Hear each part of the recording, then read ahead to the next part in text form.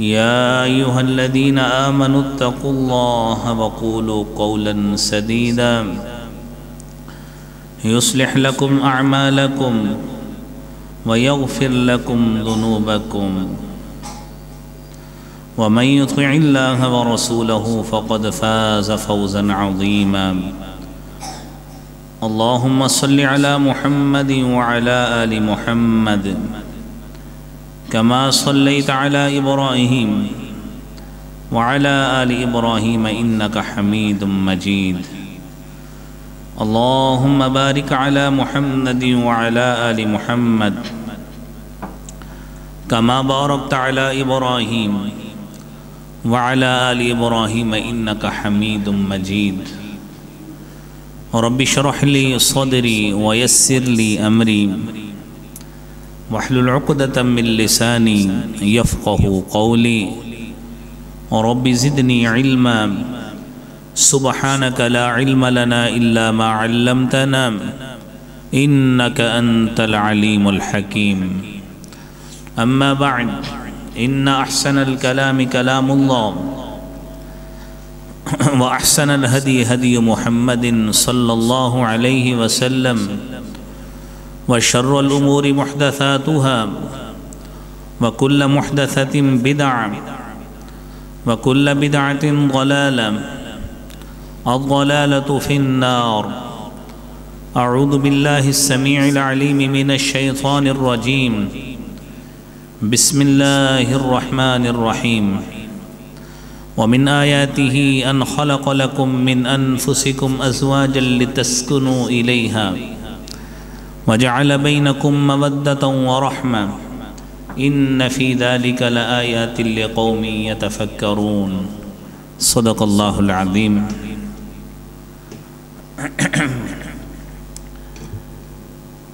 حمد و سلام،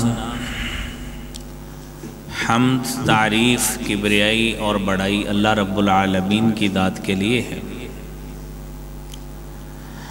درود و سلام امام کائنات، امام المرسلین، شفیع المذنبین اور رحمت للعالمین جناب محمد الرسول اللہ صلی اللہ علیہ وآلہ وسلم کی ذات اقدس پر۔ حضرات محترم،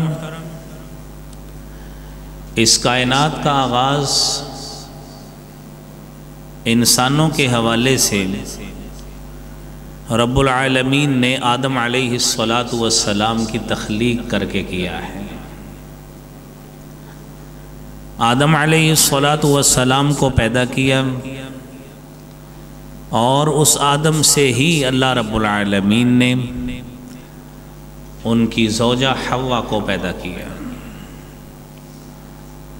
اور پھر اس کے بعد وَبَثَّ مِنْهُمَا رِجَالًا كَثِيرًا وَنِسَاءً، اس خالق کائنات نے کثیر تعداد میں مردوں اور خواتین کو روئے زمین پر پھیلا دیا، اور ہمیں یہ حکم دیا وَاتَّقُوا اللَّهَ الَّذِي تَسَاءَلُونَ بِهِ، کہ تم اللہ سے ڈرو، الَّذِي تَسَاءَلُونَ بِهِ، جس کے نام سے تم سوال کرتے ہو۔ حضرات محترم، نظام کائنات ایسا ہے کہ جس کا آغاز آدم علیہ السلام کی تخلیق سے ہوا ہے، اور اس بات کی شہادت اللہ رب العالمین نے سورہ النساء کی پہلی آیت میں دی ہے، اور یہ خطبہ مسنونہ کی وہ آیت ہے جو نبی کریم صلی اللہ علیہ وآلہ وسلم اپنے خطبوں میں اس آیت کی تلاوت کیا کرتے تھے۔ قرآن کریم میں ہمیں یہ بات بتائی گئی کہ اس رب کائنات نے انسانوں کو کس طرح پھیلایا ہے، زمین میں انسانوں کو کس طرح بسایا ہے۔ اس حوالے سے سورہ حجرات میں اللہ رب العالمین فرماتے ہیں يا أيها الناس إنا خلقناكم من ذكر وأنثى وجعلناكم شعوبا وقبائل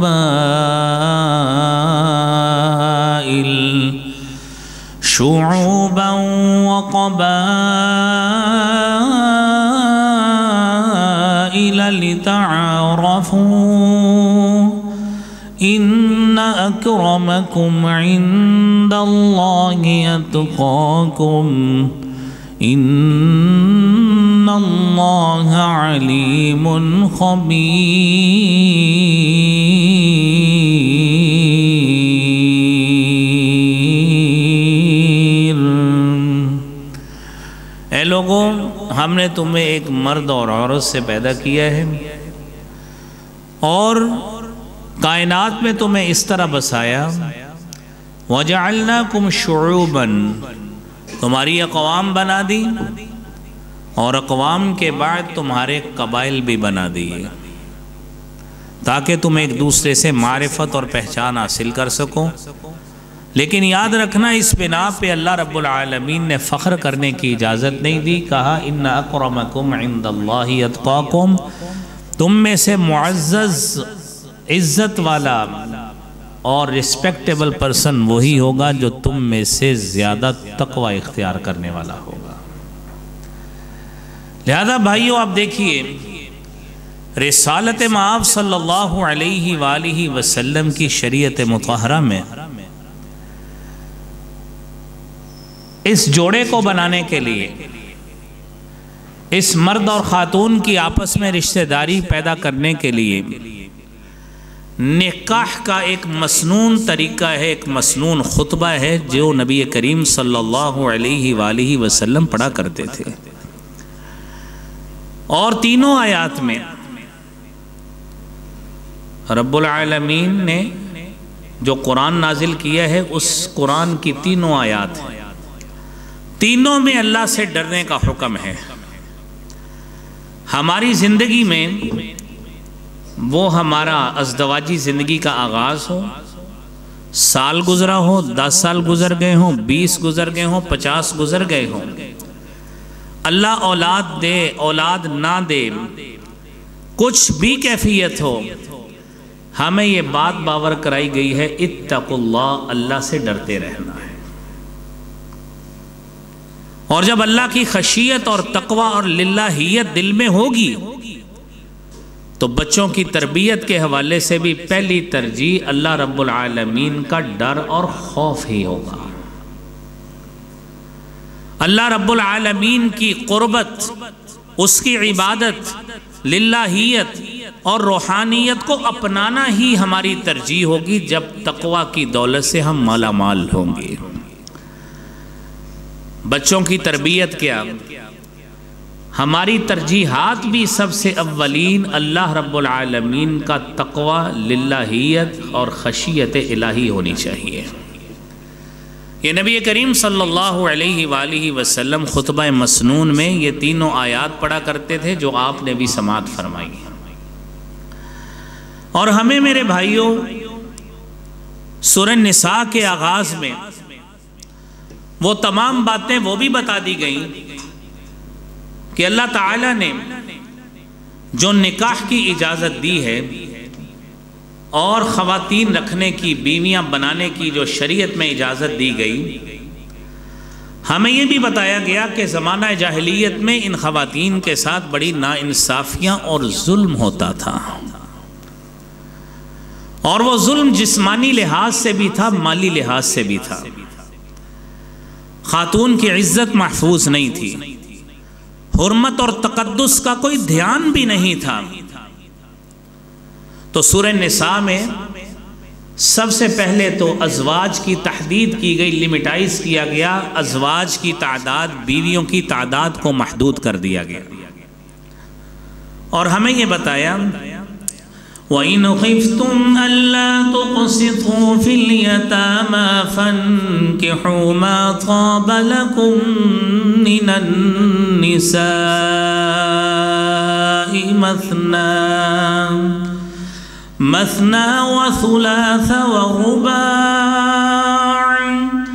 فإن خفتم ألا تعدلوا فواحدة أو ما ملكت أيمانكم ذلك أدنى ألا تعولوا۔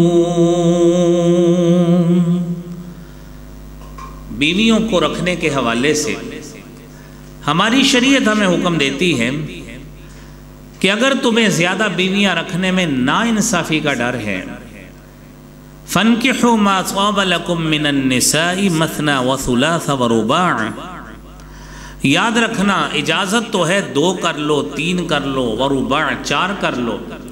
فَإِنْ خِفْتُمْ أَلَّا تَعْدِلُوا، اگر اندیشہ ہے، خوف ہے، خدشہ ہے کہ میں عدل اور انصاف کا ترازو قائم نہیں رکھ سکتا، تو شریعت کہتی ہے فواحدتاً، تو ایک پر ہی اکتفا کیجئے تاکہ آپ کا جو بھی معاملہ ہو وہ اسی کے ساتھ ہو، پھر 2 یا 3 میں عدل کا معاملہ اس سے آپ چھٹکارا پا جائیں گے۔ زمانہ میں حرمت والے رشتوں کا بھی کوئی دھیان نہیں تھا، خامد مر جاتا تھا تو بڑا بیٹا اپنی سوتیلی ماں سے بھی شادی کر لیتا تھا، کوئی دھیان، کوئی حرمت کا فکر، کوئی بھی آداب کچھ بھی نہیں تھے۔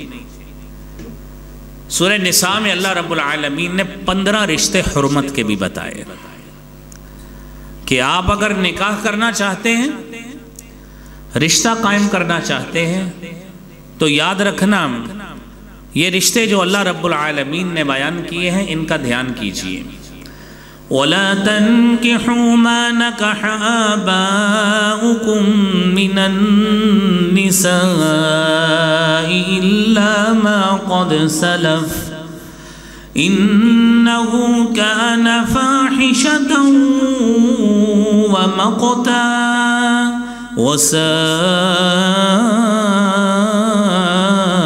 سَبِيلًا۔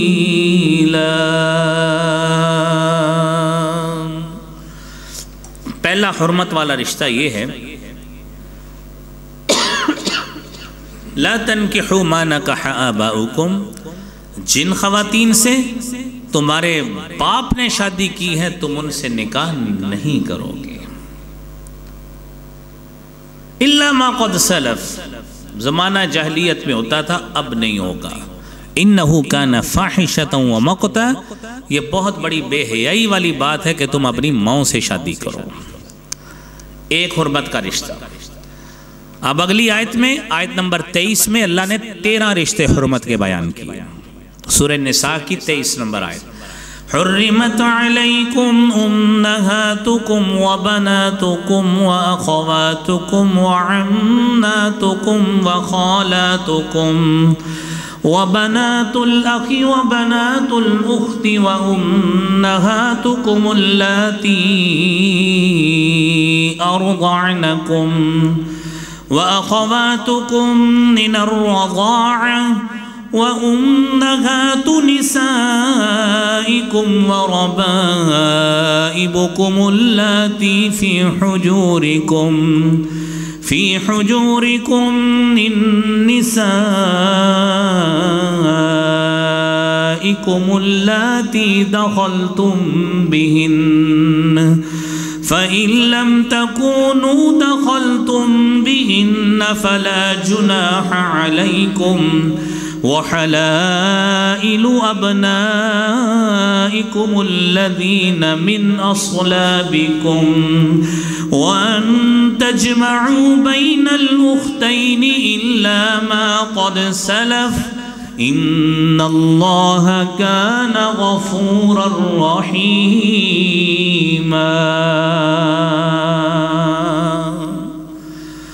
آپ اس آیت کا ترجمہ سنیے، چوتھے سپارے کی آخری آیت ہے۔ آپ نے ایک رشتہ سنا، ماں سے نکاح نہیں ہو سکتا، جن سے تو یعنی تمہارے جن سے باپ نے نکاح کیا ہے، سوتیلی ہو حقیقی ہو۔ آگے سنیے، حرمت علیکم امہاتکم، تمہارے اوپر حرام کر دی گئی تمہاری مائیں، وبناتکم، تمہاری بیٹیاں، واخواتکم، تمہاری بہنیں، وعماتکم تمہاری پھوپھیاں، وخالاتکم تمہاری خالائیں، وبنات الاخی بھائی کی بیٹی، وبنات الاخت بہن کی بیٹی، وامہاتکم اللاتی ارضعنکم تمہاری رضاعی مائیں، واخواتکم من الرضاعہ تمہاری رضاعی بہنیں، وامہات نسائکم تمہاری ساس، وربائبکم اللاتی فی حجورکم اور تمہاری وہ بیٹیاں جو تمہاری بیوی پچھلے خامد سے لے کے آئی ہیں، یعنی سوتیلی بیٹیاں۔ یہ ایک شرط ہے، اللاتی دخلتم بہن۔ پھر اس کے بعد وحلائل ابنائکم الذین من اصلابکم تمہارے صلبی بیٹوں کی بیویاں، اور 14واں رشتہ ان تجمعوا بین الاختین دو بہنیں ایک گھر میں جمع نہیں ہو سکتی ایک خامند کے تحت ایک وقت میں۔ 14 رشتے ہو گئے، اور 15واں رشتہ سنیے، والمحصنات من النساء إلا ما ملكت أيمانكم كتاب الله عليكم وأحل لكم ما وراء ذلكم أن تبتغوا بأموالكم محصنين غير مسافحين۔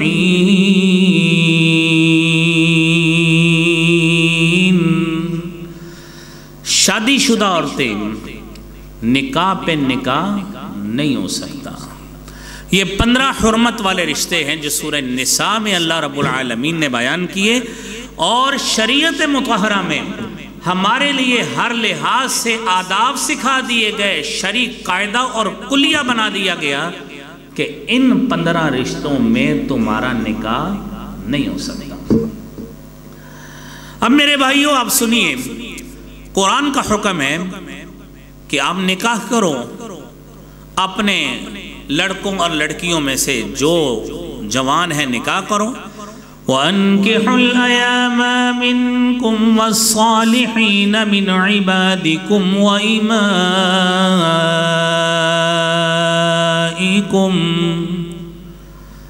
اپنے لڑکوں میں سے لڑکیوں میں سے ان کے نکاح کرو۔ قرآن کریم کا حکم ہے۔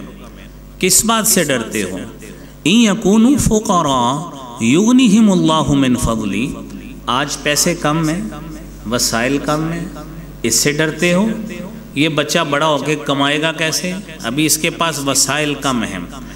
رب کہتا ہے إِن يَكُونُوا فُقَرَاءَ اگر تنگ دستی ہے، يُغْنِهِمُ اللَّهُ مِنْ فَضْلِهِ آپ اس طرف آئیے، اللہ رب العالمین انشاءاللہ اپنے فضل سے غنی بنا دیں گے۔ اور میرے بھائیوں یہ یاد رکھیے، قرآن کریم میں اللہ رب العالمین نے نکاح کا مقصد بھی بیان کر دیا۔ نکاح کا مقصد کیا ہے؟ وَمِنْ آيَاتِهِ أَنْ خَلَقَ لَكُم مِّنْ أَنفُسِكُمْ أَزْوَاجًا لِتَسْكُنُوا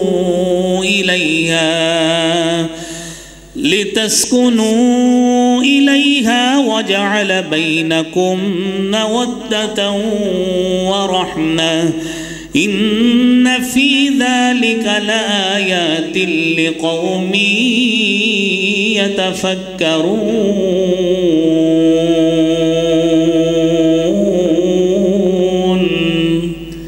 اس اللہ کی نشانیوں میں سے یہ بڑی نشانی ہے، خَلَقَ لَكُم مِّنْ أَنفُسِكُمْ أَزْوَاجًا کہ اس نے تمہارے اندر سے ہی ازواج بنائی، لِتَسْكُنُوا إِلَيْهَا تاکہ آپ ان کی طرف سکون حاصل کرو، وَجَعَلَ بَيْنَكُمْ مَوَدَّةً وَرَحْمَةً اور تمہارے اندر مودت، محبت اور رحمت جو ہے وہ اللہ رب العالمین نے ڈال دی۔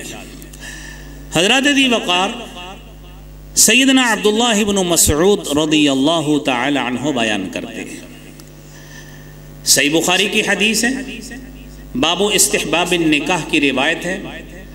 آپ نے فرمایا یا معشر الشباب اے نوجوانوں کی جماعت، من استطاع منکم الباء جو شخص تم میں سے شادی کی طاقت رکھتا ہے، فلیتزوج اس کو چاہیے کہ وہ شادی کرے۔ فَإِنَّهُ أَغَضُّ لِلْبَصَرِ، آپ کا شادی کرنے کا عمل آپ کی نگاہوں کو نیچا کر دے گا۔ وَأَحْصَنُ لِلْفَرَجِ، اور آپ کے عزت اور عصمت کے تحفظ کی ضمانت ہے۔ اور آپ علیہ الصلاۃ والسلام نے یہ بھی فرمایا وَمَن لَّمْ يَسْتَطِعْ فَعَلَيْهِ بِالصَّوْمِ فَإِنَّ لَهُ وِجَاءَ، اگر کوئی شخص کسی اعتبار سے مالی حیثیت کوئی بھی مسئلہ ہے، کوئی ایسا وہ سمجھتا ہے کچھ گزران نہیں ہے، فرمایا فَعَلَيْهِ بِالصَّوْمِ، روزہ رکھے۔ فَإِنَّ لَهُ وِجَاءَ، یہ روزہ رکھنا اس سے گناہ اور شہوت کے توڑنے کا باعث بنے گا۔ تو لہذا یہ پہلا حکم ہے جو حدیث مصطفیٰ کی روشنی میں نبی کریم صلی اللہ علیہ وآلہ وسلم نے بیان کیا۔ حضرات یہ بات ذہن میں رکھیے کہ ایک نکاح تو وہ ہے جس نکاح کی ہم بات کر رہے ہیں، جس نکاح کو نکاح مسنون کہتے ہیں، جس نکاح کی بنیادی شرط نبی کریم صلی اللہ علیہ وآلہ وسلم نے فرمایا، آپ علیہ الصلاۃ والسلام نے فرمایا تنکح المرأة لأربع، عورت کا نکاح 4 بنیادوں پہ معاشرے میں کیا جاتا ہے، ولمالها ولحسبها ولجمالها ولدینها، اس کے مال کو عموماً لوگ دیکھتے ہیں، اس کا حسب و نسب اور خاندان دیکھتے ہیں، ولجمالها، اور اس کی ظاہری خوبصورتی دیکھتے ہیں۔ میرے نبی مکرم صلی اللہ علیہ وآلہ وسلم نے فرمایا فَاظْفَرْ بِذَاتِ الدِّينِ، میرے صحابی تو نے جب بھی ترجیح دینی ہے دین کو ترجیح دینی ہے۔ میرے محترم بھائیوں، افسوس کی بات یہ ہے کہ ہمارے معاشرے میں ظاہر داریوں پہ تو لوگ مرتے ہیں، اور بسا اوقات اس معاملے میں فراڈ بھی ہوتے ہیں کہ رشتہ دیکھنے دکھانے میں بڑا پن دکھایا جاتا ہے، بڑے مکان دکھائے جاتے ہیں، بڑی جائیدادیں شو کی جاتی ہیں، بسا اوقات وہ چیزیں رینٹ آؤٹ کی ہوتی ہیں، کرائے پہ لی ہوتی ہیں، صرف ظاہر داری دکھانے کے لیے دیکھیں ہمارے پاس کتنا مال ہے۔ یہ معاشرے کی ترجیح ہو سکتی ہے، یہ دین کی ترجیح نہیں ہے۔ مال دیکھنا اور مال کو دیکھ کر اس طرف آنا میرے بھائیوں، یہ معاملہ اس سے پھر بگڑتا ہے، اور حالات آپ کے سامنے ہیں کہ کن کن واقعات میں، کن کن حالات میں، کن کن خاندانوں میں یہی کیے ہوئے رشتے پھر ٹوٹتے ہیں، طلاقیں ہوتی ہیں، ناچاکیاں بڑھتی ہیں، اور معاملات بگڑ کر خاندان آپس میں بکھر جاتے ہیں۔ نکاح مسنون وہ ہوگا جس کو ان شرائط پر جو نبی مکرم صلی اللہ علیہ وآلہ وسلم نے فرمایا اذا خطب احدکم من ترضون دینہ وخلقہ فزوجوہ، تمہارے پاس کوئی ایسا شادی کا پیغام آتا ہے، من ترضون دینہ، جس کے دین سے آپ راضی ہیں، وخلقہ، ہم اس کے اخلاق سے بڑے راضی ہیں، عادات بڑی اچھی لگی، اٹھنا بیٹھنا بڑا اچھا لگا، باتیں کرنا بڑا اچھا لگا، حالات کے مطابق مینرز بڑے اچھے لگے، فرمایا فزوجو، شادی کر دو۔ کیا ترجیح؟ من ترضون دینہ، جس کے دین سے تم راضی، جس تمہیں اچھا لگا، مجھے اس سے شادی کرنی ہے، بچے کی یا بچی کی۔ سبب کیا ہے؟ یہ بچہ یا بچی دین پڑھے ہیں، قرآن پڑھے ہیں، تفسیر پڑھے ہیں، قرآن اچھا پڑھتا ہے، دین اچھا پڑھتا ہے، دین کی خدمت کرتا ہے، مسجد سے تعلق رکھتا ہے، ان چیزوں کو ترجیح دیجئے۔ من ترضون دینہ وخلقہ، اس کا اخلاق بڑا اچھا ہے، فرمایا فزوجوہ، پھر شادی کر دو۔ الا تفعلوا، اگر تم نے اس بات کو ترجیح نہ دی، تکن فتنۃ فی الارض، زمین میں فتنہ ہوگا، وفساد عریض، فساد پھیلے گا، خاندانوں میں ناچاکیاں ہوں گی، ایک دوسرے سے منہ بسوریں گے اور خاندان ٹوٹیں گے۔ جب ترجیح دین کو چھوڑ کر کسی اور طرف کو دیکھا جائے، پھر میرے بھائیوں بدقسمتی سے نتیجے یہی نکلا کرتے ہیں۔ اگر اس بنا پہ نکاح ہوگا وہ نکاح مسنون ہوگا، جو نبی کریم صلی اللہ علیہ وآلہ وسلم نے بیان کیا. دوسرا نکاح وہ نکاح ہے نکاح شغار، جس کو ہم وٹا سٹا کا نکاح بھی اپنے معاشرے میں کہتے ہیں. نبی کریم صلی اللہ علیہ وآلہ وسلم کے حوالے سے حضرت عبداللہ ابن عمر بیان کرتے ہیں رضی اللہ تعالی عنہما، نہا رسول اللہ صلی اللہ علیہ وسلم عن الشغار، رسالت مآب صلی اللہ علیہ وآلہ وسلم نے نکاح شغار سے منع کیا. وہ کیا ہے؟ ان یزوج الرجل ابنتہ، کہ ایک آدمی اپنی بیٹی کا نکاح اس شرط پہ کسی سے کرتا ہے کہ وہ بھی اپنی بیٹی کا نکاح ہماری طرف کرے. اور آپ نے نکاح کا مقصد سنا، وَمِنْ آيَاتِهِ أَنْ خَلَقَ لَكُم مِّنْ أَنفُسِكُمْ أَزْوَاجًا لِتَسْكُنُوا إِلَيْهَا. نکاح اس لیے ہوتا ہے تاکہ تم سکون حاصل کرو. جب وٹے سٹے کا نکاح ہوگا، جب یہ شرط رکھی جائے اور ساتھ شرط یہ لیس بینہما صداق، دونوں میں حق مہر نہیں رکھا، یہی حق مہر ہے، آپ نے میری طرف کر دی اپنی بیٹی، میں نے آپ کی طرف اپنی بیٹی کر دی، لیس بینہما صداق، حق مہر نہیں ہے. آپ تصور کریں جو نکاح کا مقصد ہے سکون حاصل کرنا، خاندانوں کو ملانا، وہ سکون ختم، وہ دونوں خاندان ایک دوسرے کے عیب نکالنے پہ لگے. اگر بدقسمتی سے ایک طرف کوئی مسئلہ ہے، اس کا بدلہ دوسرے گھر میں بھی نکلے گا کہ تو نے ہماری بچی کے ساتھ یہ کیا، تمہاری بچی کے ساتھ بھی یہ کریں گے. یہ لازمی نتیجہ ہے جو وٹا سٹا کے نکاح میں نکلتا ہے.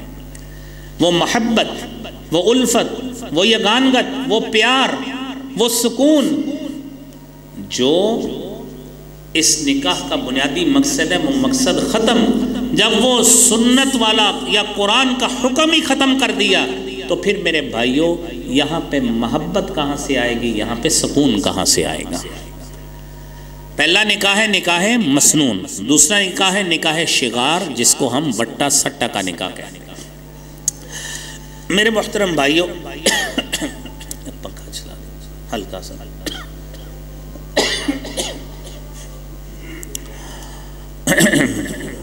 پنکھا ہلکا سا چلا. تیسری قسم ہے، یہ آپ میرے بھائی دھیان سے یہ باتیں سنیے، ہے قلبی نکاح، اور اس کو پیپر میرج بھی کہا جاتا ہے. قلبی نکاح کیا ہے؟ آپ نے کسی علاقے کی نیشنلٹی لینی ہے، اور یہ بدقسمتی سے یہ ہمارے معاشرے میں ان لوگوں کے لیے جو کسی دوسرے ملک کی نیشنلٹی حاصل کرنے کے لیے کرتے ہیں قلمی نکاح یا پیپر میرج. آپ کو نیشنلٹی نہیں ملتی، وہاں پہ کیا ہوتا ہے؟ وہ کہتے ہیں یہاں پہ تو ہم کپل کو، جوڑے کو نیشنلٹی دیتے ہیں. قلمی طور پر، کاغذی طور پر ایک بیوی بنائی جاتی ہے جس کا شرعی طور پر کوئی بیوی کی حیثیت سے نہ وہ آپ کی بیوی ہے نہ کچھ، بغیر نکاح کے پیپروں پہ لکھی، قلمی طور پر اس کو لکھا، وہاں پہ کاغذ جمع کرائے، نیشنلٹی حاصل کر لی. اور یہ بدقسمتی سے ہمارے ناردرن ایریاز کے ہوٹلز میں بھی ہوتا ہے. کہتے ہیں سنگل پرسن کو کمرہ نہیں دیتے، وہاں سے ون نائٹ پہ عورت لی، بدقسمتی سے اللہ کریم ہم سب پہ رحم فرمائے، اور وہاں پہ سٹے کر لیا بیوی بنا کے. یہ ہے پیپر میرج. پیپر میں بیوی شو کر دی، حقیقت میں بیوی نہیں ہے. یہ نکاح بھی غیر، یہ بیوی بھی غیر شرعی بیوی. شریعت نے پردے کا حکم دیا، پردہ کہاں پہ گیا؟ کس بنا پہ آپ اس کو اپنے گھر میں، اپنے کمرے میں پرائیویٹلی رکھ رہے ہیں؟ یہ تین قسمیں ہو گئی. چوتھی قسم ہے نکاح متعہ کی. اور میرے محترم بھائیوں، نکاح متعہ کے حوالے سے بھی آپ سن لیجئے، اور یہاں پہ آپ کو میں نے 5-6 قسمیں چونکہ نکاح کی بتانی ہیں، تو آپ یہ ساری باتیں اپنی تسلی سے سنیے گا کہ نکاح متعہ کیا ہوتا ہے. صحابی رسول حضرت ربیع بن صبرہ جوہنی رضی اللہ تعالی عنہ بیان کرتے ہیں ان اباہ حدثہ، کہ ان کے باپ نے ان کو حدیث بیان کی. جامع ترمذی کی کتاب النکاح باب النکاح المتعہ کی حدیث ہے. حدیث بیان کی، نبی کریم صلی اللہ علیہ وآلہ وسلم کے ہم ساتھ تھے، آپ نے فرمایا یا ایھا الناس، اے لوگو، انی قد کنت آذنت لکم فی الاستمتاع من النساء، میں نے تمہیں اس بات کی اجازت دی تھی، وَأَنَّ اللَّهَ قَدْ حَرَّمَ ذَلِكَ إِلَى يَوْمِ الْقِيَامَةِ، آج کے دن سے قیامت کے دن تک اس کو حرام قرار دے دیا گیا ہے، اس کو حرام قرار دے دیا گیا۔ فَمَنْ كَانَ عِنْدَهُ مِنْهُنَّ شَيْءٍ، اب جس کے پاس ایسی کیفیت کی کوئی عورت موجود ہے، فَلْيُخِلَّ سَبِيلَهَا وَلَا تَأْخُذُوا مِنْ مَا آتَيْتُمُوهُنَّ شَيْئًا، اس کو جو بھی دیا ہے اب اس سے مت لو، اب اس کا رستہ چھوڑ دو، یہ اللہ نے قیامت کے دن تک اب اس کو حرام قرار دے دیا ہے۔ اس کو سادی زبان میں سمجھیے، ایک مخصوص وقت کے لیے نکاح ہی کر لیا، پہلا نکاح نہیں تھا، قلبی میرج تھی، پیپر میرج تھی، نکاح متع یہ ہے کہ آپ نے اس سے نکاح کیا لیکن مدت طے کر لی، مدت طے کر لی کہ 1 دن 2 دن 1 مہینہ، اس کے بعد میں اس کو طلاق دے دوں گا، اس کے بعد یہ میری بیوی نہیں رہے گی۔ اور ابتدا میں ہی جب طلاق کا سوچا ہے، شیطان کو سوچ کر نکاح کیا ہے آپ نے، شیطان کا تصور اس کو خوش کرنے کے لیے کہ اس کو طلاق دیں گے، اور جب یہ سوچی یہ نکاح بھی اس حدیث کے مطابق یہ بھی حرام ہے۔ اس کے ساتھ ملتا جلتا اگلی قسم ہے نکاح مسیار۔ نکاح مسیار، نکاح مسیار عربی زبان میں یہ مبالغے کا صیغہ جس کا میں نے سیر کرنا ہے۔ یہ ساری قسمیں بڑی قریب قریب ہیں، تھوڑا تھوڑا فرق ہے جو آپ سن رہے ہیں۔ نکاح مسیار یہ ہے کہ آپ سیر پہ جائیں، یعنی لفظ سیر کرنا اس کا معنی بچے باہر پڑھنے جاتے ہیں وہ بھی یہ کام کر لیتے ہیں، وہاں پہ جا کے کسی خاتون سے شادی کی، جیسے بھی کی شادی کی، نکاح کیا، لیکن ساتھ شرط رکھی کہ وہ کوئی اپنا حق جو ہے نا وہ اس میں نہیں رکھے، جسمانی حق بھی چھوڑا، آپ نے بھی حق چھوڑ دیا، اس نے بھی حق چھوڑ دیا، نہ حق مہر دیا، نہ کچھ کیا، کچھ بھی نہ کیا۔ یہ سارا کچھ کرنے کے بعد آپ نے اس سے نکاح کر لیا، وہ جتنی دیر تک آپ وہاں پہ 2 سال 4 سال رہے، وہاں پہ بیوی چھوڑ کے آ گئے، نہ وہ آپ کی بیوی نہ آپ اس کے ہاں، یہ نکاح مسیار ہوتا ہے۔ نکاح متع میں مدت طے کی جاتی ہے اور اس میں جسمانی حقوق حاصل کیے جاتے ہیں۔ نکاح مسیار میں خاتون اپنے حقوق سے دستبردار ہو جاتی ہے۔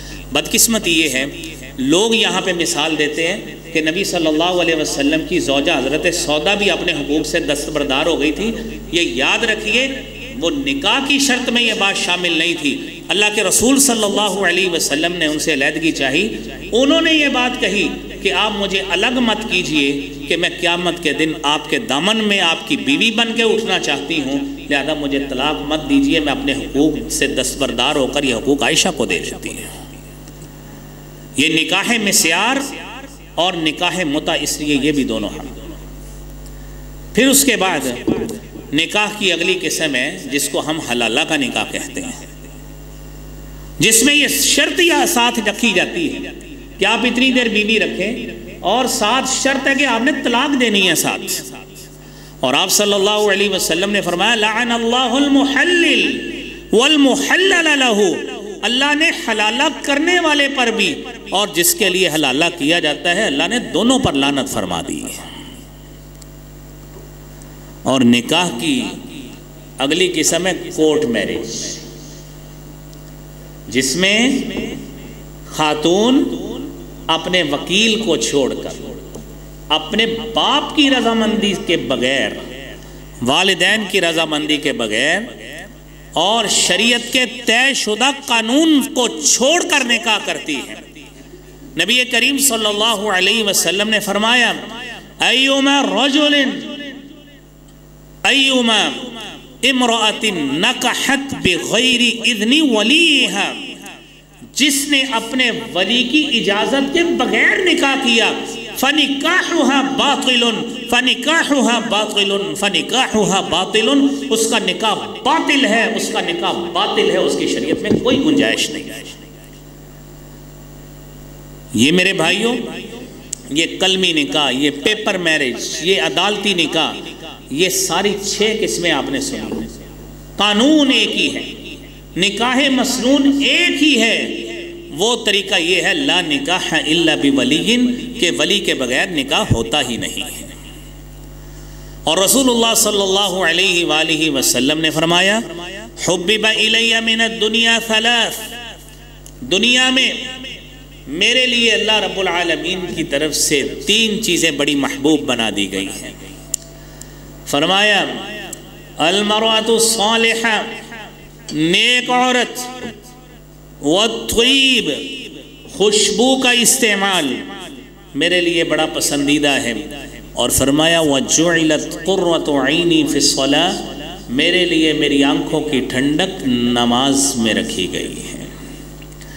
حضرات دی وقار، یہ نکاح کا عمل یہ اتنا احسن عمل ہے، نبی کریم صلی اللہ علیہ وآلہ وسلم نے اس نکاح کے حوالے سے صحابی رسول جب آپ کے پاس آئے، کیونکہ نکاح کے مقاصد میں ایک بڑا مقصد ایک صالح اولاد کا حصول بھی ہے، صحابی رسول آئے، حضرت معقل بن یسار رضی اللہ تعالیٰ عنہ حدیث بیان کرتے ہیں کہ ایک شخص آیا، جاء رجل الی النبی صلی اللہ علیہ وآلہ وسلم، آ کے نبی صلی اللہ علیہ وسلم سے کہتا ہے انی اصبت امرأة ذات حسب و جمال، مجھے ایک بڑی حسب و نسب والی خاتون ملی ہے، وَإِنَّهَا لَا تَلِدْ، لیکن وہ بانجھ ہے، أَفَأَتَزَوَّجُهَا، کیا میں اس سے نکاح کر لوں؟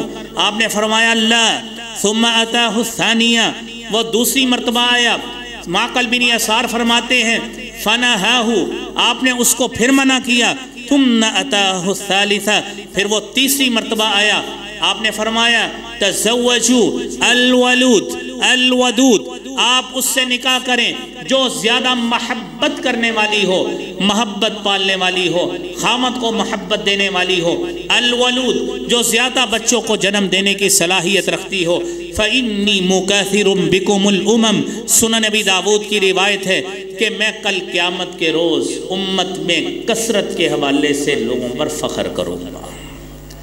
میرے محترم بھائیوں، نبی کریم صلی اللہ علیہ وآلہ وسلم نے یہ بھی فرمایا لِيَتَّخِذَ أَحَدُكُمْ، تم میں سے ہر شخص کو چاہیے نکاح کرنا چاہتا ہے کیا کرے؟ قَلْبًا شَاكِرًا وَلِسَانًا ذَاكِرًا، اس کو چاہیے کہ اس کو شکر کرنے والا دل ہونا چاہیے، وَلِسَانًا ذَاكِرًا، ذکر کرنے والی زبان اس کی ہونی چاہیے، وَزَوْجَةً مُؤْمِنَةً، اور اس کی ایسی مومنہ بیوی ہونی چاہیے جو اس کو نمازوں کے لیے جگائے، جو اس کو رب کی یاد دلائے، تُعِينُهُ عَلَىٰ آخِرَتِهِ، جو اس کو یہ بات یاد دلائے کہ بندے تو دنیا میں عارضی ادھر رہنے کے لیے آیا ہے، تو نے مر کے اپنے رب کے پاس جانا ہے، اٹھ کر اس کو بھی یاد کر لیا کرو۔ وہ خاتون ہونی چاہیے جو اس کی آخرت پہ محافظ ہو، آخرت کی یاد پہ مدد کرنے والی ہو۔ میرے محترم بھائیوں، یہ آپ نے چند باتیں سنی ہیں، ہم اسی گفتگو کو انشاءاللہ نکاح کے مسائل کو انشاءاللہ آگے بھی ڈسکس کریں گے، اور اللہ رب العالمین سے دعا ہے اللہ کریم ہمیں شرعی مسائل کو سمجھ کر عمل کرنے کی توفیق عطا فرمائے۔ وآخر دعوانا ان الحمد للہ رب العالمین۔